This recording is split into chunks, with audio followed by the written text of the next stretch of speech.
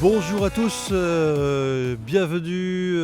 Nous sommes début janvier, le 8, je pense, le 8 janvier 2025. Je vous souhaite à tous une bonne année et de meilleurs vœux. Et nous sommes ici sur la plage des Grands Galets, où effectivement on est en pleine saison. La festive vient de se terminer. Nos touristes, ils sont là, ils sont très très contents de passer des agréables moments en notre compagnie à Saint-Barthélemy. Saint-Barthélemy, c'est une île, vous savez très bien. Saint-Barthélemy est entouré d'eau. Aujourd'hui, nous allons parler du projet Safe Saint-Barthélemy. Le projet Safe Saint-Barthélemy, c'est une étude de la prévention des risques majeurs. Car pour l'instant, c'est le paradis, tout va bien et nous aimerions que ça le reste. Par contre, il faut quand même se préparer, on n'est pas à l'abri d'un petit risque. Donc les risques majeurs ici sur cette île, tout le monde connaît, ça peut être les ouragans, les saisons cycloniques, mais nous avons aussi les risques sismiques et plein d'autres risques qui vont s'accompagner. Toute l'équipe du projet Safe Saint-Barth, Stéphanie, Eden, Tony, vont venir vous en parler dans quelques instants. Ils ont en leur possession le résultat de leurs études, de leurs recherches sur Saint-Barthélemy. Donc ils vont restituer les résultats de la grande enquête citoyenne. Voilà, je vous dis à très très bientôt et on se retrouve dans quelques instants. Bonjour à tous les insulaires, comme je vous l'ai dit tout à l'heure, ça y est, ils sont là, ils sont arrivés. Je suis avec Stéphanie et Tony. Nous avons la jeune dame Eden qui va nous rejoindre, qui est sur Flamand, qui est en train de nous approcher. Nous allons commencer. Donc déjà bonjour à vous Stéphanie. Bonjour. Bonjour. J'ai vu sur le news effectivement que le 8 janvier 2025, donc aujourd'hui, vous allez faire une conférence. Sur la restitution du projet Safe Saint-Barthélemy. Qui vous êtes, pourquoi vous êtes là, voilà, je vous laisse la parole. Les gens de l'île sont à vous. Merci Stéphanie. Très bien.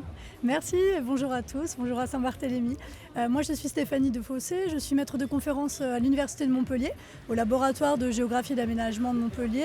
Je suis spécialisée dans la géographie des risques et des catastrophes naturelles et j'effectue des recherches sur Saint-Barthélemy depuis 7 ans maintenant. Nous étions venus avec une partie de l'équipe après Irma. On a poursuivi nos travaux avec le suivi du littoral en collaboration avec l'ATE. Et ce soir nous allons présenter une petite conférence du projet Safe Saint-Barth, en particulier sur la prévention des risques majeurs.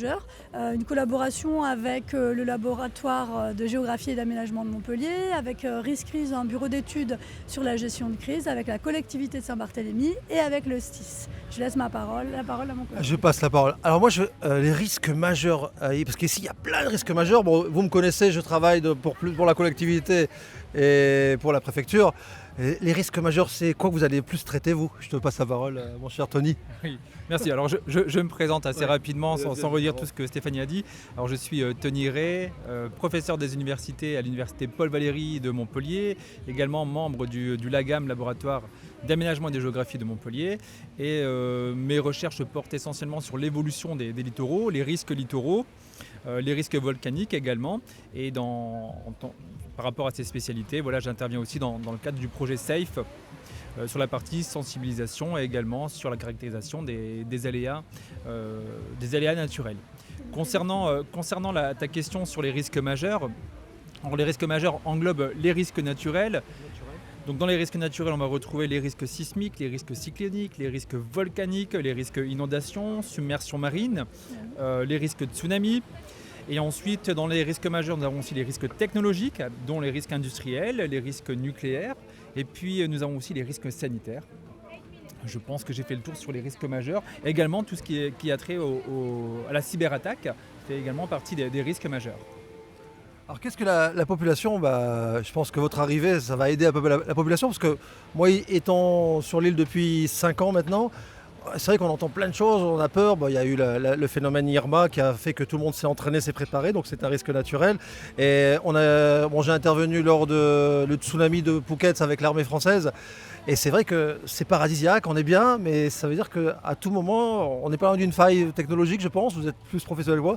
On me parle d'une vague qui dépasserait pas les 10 mètres. Enfin, moi je parle pour le locaux qui se dit j'habite à côté de la plage, à Anse, ou j'habite en hauteur, qu'est-ce que je dois faire? Enfin, c'est un peu, on voudrait bien savoir plein d'informations et je pense qu'on peut en avoir beaucoup avec vous.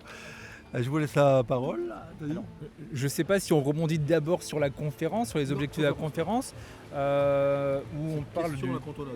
D'accord, une petite question à répondre. Alors peut-être sur le risque de tsunami, et Stéphanie pourra aussi éventuellement affiner ma réponse. Le risque de tsunami, l'ensemble des Caraïbes sont concernés par les risques de tsunami. Des tsunamis se sont déjà produits sur certaines îles. On en a des enregistrements sédimentaires en Guadeloupe, en Martinique, à Porto Rico. Donc le risque de tsunami existe. Il y a des systèmes de failles actives et effectivement il faut avoir une bonne connaissance de ces phénomènes pour ensuite pouvoir mieux les gérer et se préparer à ce risque tsunami. Les îles, on a donné des îles, c'était plat. Ici, c'est plat. On a par exemple à l'hôpital, ceux qui connaissent l'hôpital, ça fait plus de 10 mètres de hauteur. Je pense que le point culminant en Vité, ça va être à 385-400 mètres. Donc du coup, il y a peut-être moins de risques sur une île plate. En fait, il y a le risque naturel et il y a la manière dont on s'y prépare. Et c'est l'objet de Safe Saint-Barth, c'est de faire de la prévention. Mais il y avait un autre projet qui s'appelait le projet Exploit qui s'est déroulé il y a quelques années. Et c'est les panneaux tsunami que vous connaissez, qui sont autour de l'école à Gustavia, autour du collège. Et en fait, ça c'est un système de prévention. Il y a un site internet sur lequel vous pouvez aller, vous pouvez rentrer votre adresse et on vous dit où vous mettre à l'abri au cas où il y a un tsunami. La question que vous posez, c'est comment je sais qu'il y a un tsunami. Comment vous savez ça? Il va y avoir probablement un séisme, donc vous allez sentir les secousses évidemment. Si vous êtes à proximité de la mer, il y aura un retrait de la mer. S'il y a des fortes secousses, un retrait de la mer, ce que vous devez faire, c'est aller le plus rapidement possible sur les hauteurs. Comme l'a dit Grégory, ici, quand même, l'île est escarpée, donc vous êtes très vite en hauteur. Si vous suivez les panneaux de tsunami, à l'hôpital, sur le parking de l'hôpital, effectivement, vous êtes à l'abri. Si vous montez juste au-dessus de collège, vous êtes à l'abri. Enfin, il y a évidemment tout un tas de zones où vous êtes à l'abri ici. Et c'est l'objectif de cette prévention. Donc nous, on y travaille de manière scientifique et le projet Safe Saint-Barth, il a pour objectif de mettre à disposition ces informations de la population, de vous préparer au mieux et que vous dites, s'il y a un tsunami demain, c'est bon, je suis prêt, tout ira bien. Merci. Donc par rapport à une hauteur de vague, moi je parle hauteur de vague, parce qu'on se dit, si on compare à des tsunamis, c'est la hauteur de vague ici qu'on peut imaginer. Est-ce qu'elle est limitée? Est-ce qu'elle est par rapport à vos études? On va pas parler de la vague de notre champion olympique tahitien, n'est-ce pas? Mais je pense qu'elle est beaucoup plus grande, la tsunami. Je vous laisse la parole, Tony. Alors, on a plutôt de la chance parce que les différents modèles de simulation de vagues de tsunami réalisées pour les Antilles françaises, dont Saint-Barthélemy ou Saint-Martin, révèlent des hauteurs de vagues qui ne sont pas catastrophiques en soi. On n'atteindrait sûrement pas les 10 mètres de hauteur. On est sur des vagues qui seraient beaucoup moins importantes, ce qui est une bonne chose. Néanmoins, l'exposition, le risque existe. Et comme l'a dit Stéphanie, le mieux c'est de connaître les signes avant-coureurs d'un tsunami, un séisme, un tremblement de terre d'une magnitude suffisamment importante et ensuite gagner les points hauts le plus rapidement possible. Le calme et la sécurité. Le calme, la sécurité. Et ce qui est important, c'est justement de bien connaître son territoire, de connaître où sont ses panneaux. Ça reste ancré dans la mémoire et si le jour J, malheureusement, il y avait un tsunami, on a les bons gestes, les bons réflexes pour faire face à ce type de phénomène. Et ce qui est important aussi, c'est de s'exercer. Donc la conférence de ce soir, finalement, elle montre les résultats d'une grande enquête qu'on a pu mener, que Eden a menée, qu'elle vous présentera tout à l'heure. Et en fait, il faut s'exercer. Certains d'entre vous, justement, ont montré la nécessité, le besoin pour eux de s'exercer plus souvent. Il y a des exercices chaque année, l'exercice Carib Wave notamment, qui se passe sur l'île et qui aura lieu là en mars prochain, assuré par nos collègues. Participer à ces exercices est évidemment très important. Et on va essayer de le déployer auprès de plusieurs publics, de différents publics. Et plus on s'exerce, plus on est prêt. Et donc c'est aussi l'objectif de ce projet. Ce qu'a montré aussi le questionnaire, on parlait du cyclone Irma tout à l'heure, et c'est vrai que globalement, les Saint-Barth sont assez préparés au phénomène cyclonique, mais il ne faut pas baisser la garde, parce que c'est pas parce qu'on est préparé, c'est pas parce qu'on a subi qu'on doit se dire on peut se reposer sur nos acquis. Donc l'idée, c'est de toujours activer cette conscience, cette mémoire du risque cyclonique, et chaque année on le voit, la préparation de la saison cyclonique, aussi bien d'un point de vue des institutions que des populations, vous êtes quand même très impliqués. Mais les résultats du questionnaire ont montré aussi que vous étiez en attente d'informations sur le risque cyclonique, mais aussi sur d'autres risques. Les mouvements de terrain, par exemple, les séismes, on a vu qu'il y avait quand même pas mal d'attentes sur ces points-là.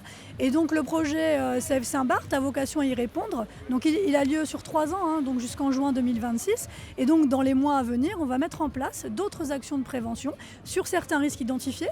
On va revenir en juin et on fera tout un tas d'ateliers sur les mouvements de terrain, justement. Et puis on va essayer d'identifier des publics cibles et de vous proposer des ateliers adaptés.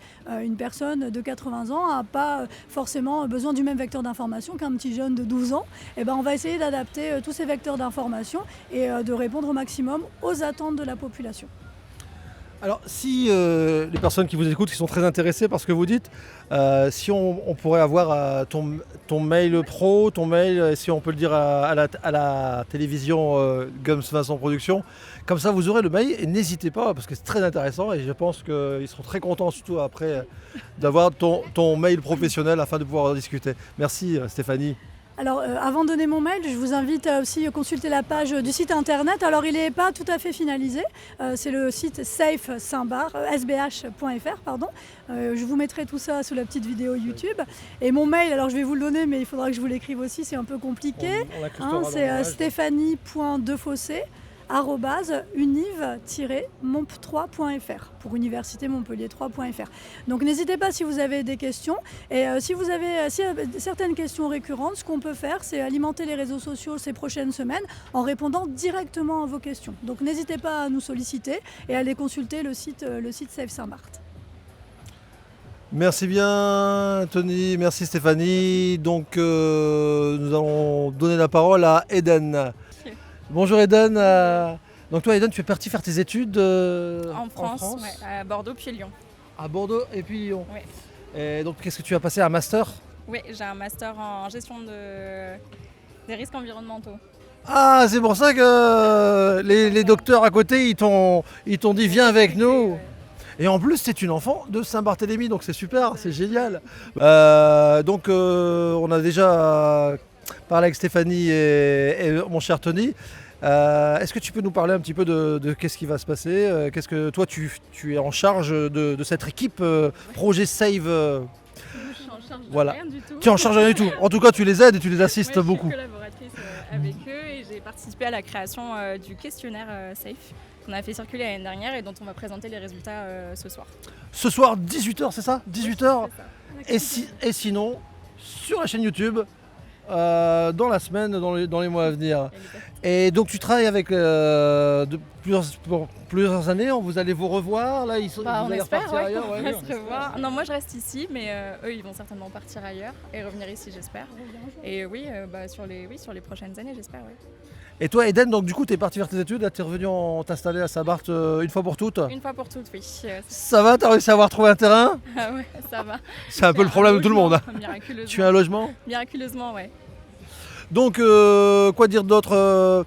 Est-ce que vous avez des projets, à part celui-ci, d'autres projets ou d'autres conférences qui vont se faire? Ou alors il y aura peut-être des questions à poser à Eden, Stéphanie, pour nos chers internets? Oui, comment ça s'est passé des enquêtes? Parce que moi je suis un peu comme toi, je vais aller voir les gens sur Saint-Barthélemy, c'est très dur de faire parler les gens, les locaux, les saisonniers. Comment ça s'est passé pour toi qui es une enfant du pays?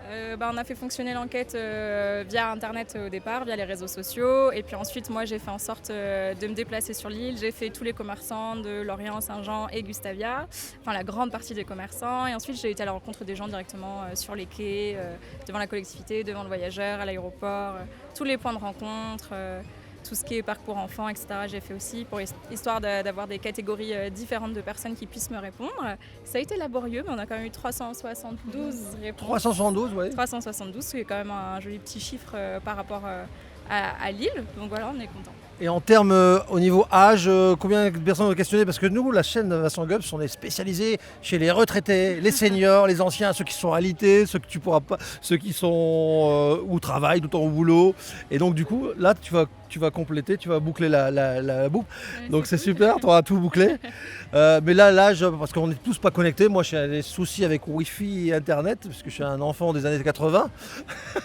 Mais donc du coup, est-ce que tu as eu un peu des anciens? Un peu, on a réussi à en avoir un peu en allant sur les quais, souvent le dimanche, ils papotent, ils se baladent, mais un petit peu, la catégorie principale qu'on a eue, c'est quand même 25, 35, 55, voilà, 60, grand max. Après, plus jeune, on n'a pas trop réussi, plus vieux, on n'a pas trop réussi, mais on peut pas être parfait. Les plus de 80 ans, ils nous regardent et ils vont nous regarder. Là tu es en train de parler aux plus de 80 ans. Et on dit toujours, les anciens, ils ont rien inventé, parce qu'ils ont appris des anciens. Et quand on demande à un ancien, est-ce qu'il y a des risques ou est-ce qu'il n'y a pas de risques, je pense que autant les docteurs peuvent savoir plein de choses dans l'environnement, mais les anciens, ils ont l'expérience, c'est ça?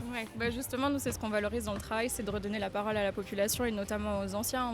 On croit qu'ils ont quand même une culture du risque qui est géniale et qui savent plein de choses, même parfois plus que nous. Donc pour le futur d'ailleurs, si les anciens m'écoutent et qui veulent participer, on aimerait mettre en place des ateliers intergénérationnels pour qu'ils rencontrent les enfants notamment, ou les gens qui viennent d'arriver sur l'île, pour qu'il y ait une passation de pouvoir entre tout le monde. Et c'est vrai que valoriser cette parole-là, c'est important pour nous. Donc s'il y a des anciens qui veulent venir à notre rencontre et que j'ai pas croisé depuis l'année dernière, voilà. Oui, les anciens dans les EHPAD, dans les cases. On a beaucoup d'aidants, moi-même je suis aidant, voilà. Et donc on ira vous voir et on essaiera via les réseaux sociaux, on leur donnera la parole. C'est super, hein. Quoi d'autre à dire? Alors oui, je voudrais vous le savoir. Vous avez un projet, vous avez d'autres conférences sur l'île, il y a d'autres choses qui sont aussi intéressantes pour ceux qui s'intéressent à l'environnement. Et je vais donner la parole à Tony. Tony, merci Eden d'avoir parlé, c'est cool. Oui, je te prends le micro. Oui, effectivement, il y a plusieurs projets sur l'île. Et moi, je vous invite lundi prochain à 18h à l'ATE où nous avons programmé une conférence sur l'évolution des littoraux.